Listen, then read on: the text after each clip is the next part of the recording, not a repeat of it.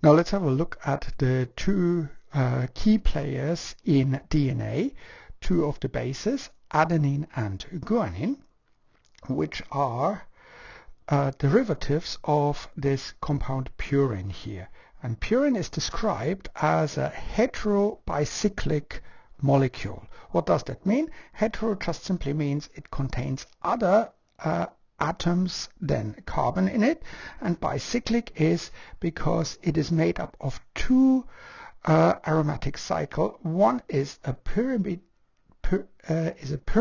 cycle here, that's this 6 ring, and it's also made up of an imidazole cycle here. So this part here is imidazole, and this one here is a pyrimidine.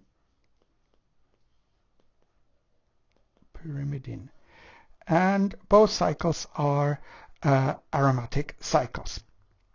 And there are different mnemonics that you can remember that adenine and guanine are derivatives of purine. My way of remembering it is quite outrageous. I was taught that by my organic chemistry professor, and he thought that the more outrageous a mnemonic is, the better people can remember it. So he said, all girls are pure and wear bras, and a bra is a two-cycle system, undoubtedly. So all girls are pure and wear bras. That reminds me that adenine and guanine is a purine derivative. Now, purine was actually synthesized in the 1880s, 1890s. Originally, it was purified from urine.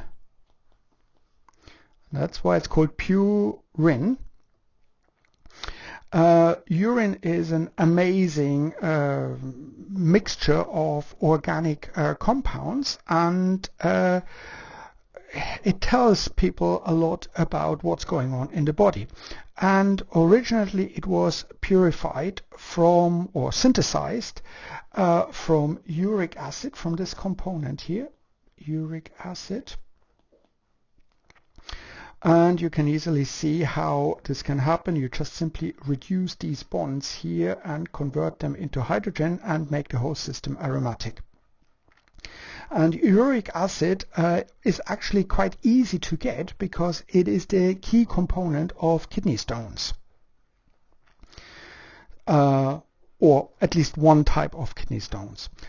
The numbering in the purine system is interesting because you always start with one of the heteroatoms, and you usually start with the larger cycle. So here you've got number 1, 2, 3, 4, 5, 6, and then you go around 7, 8, and 9. And actually the 9 position, this is the proton here in the 9 position that can be substituted then when we come to DNA for sugar molecules. And the reason is because this proton here can be easily removed. So purine is is a weak acid, so we can turn this here, this imidazole ring, into into a negative charge here, and plus H plus. So that should be a negative sign here.